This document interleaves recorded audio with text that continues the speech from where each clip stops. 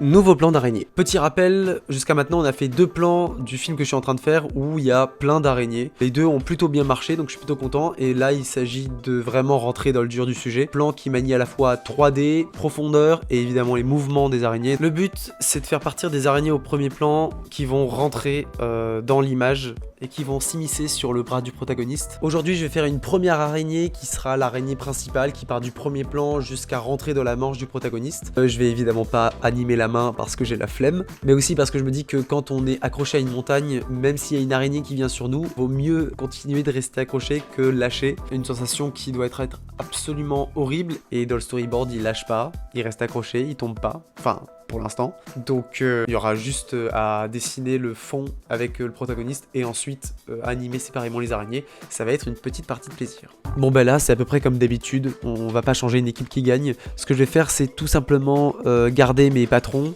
et essayer d'y aller en mode freestyle comme les 2 autres plans. Le but c'était de créer une première araignée qui part du coin inférieur droit jusqu'à la manche du protagoniste, qui va donc se réduire petit à petit dans l'image en taille. Et ensuite il faudra voir en fonction de cette trajectoire là, quelle trajectoire on donne aux autres araignées.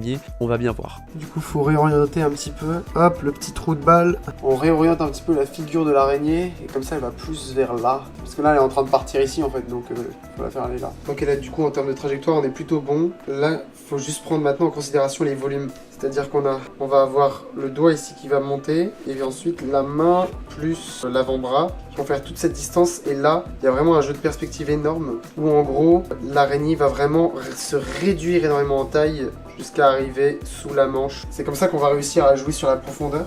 Comme je l'ai fait là depuis le début. Lui il est terrifié, ça fait 5 heures qu'il a une araignée sur le bras. Mais c'est pas fini mon coco. Normalement ce plan il est pas tout seul, il s'enchaîne avec un autre qui est en fait le reflet de ce plan dans la pupille de l'œil du protagoniste. Donc comme si on sortait de la pupille en fait, c'est une sorte de travelling.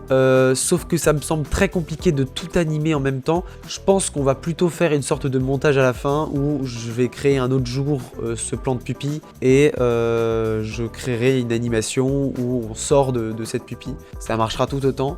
Et hier soir, j'arrivais pas à dormir, j'ai imaginé le plan de POV depuis le petit boule d'une araignée. Et ça, c'est une autre histoire.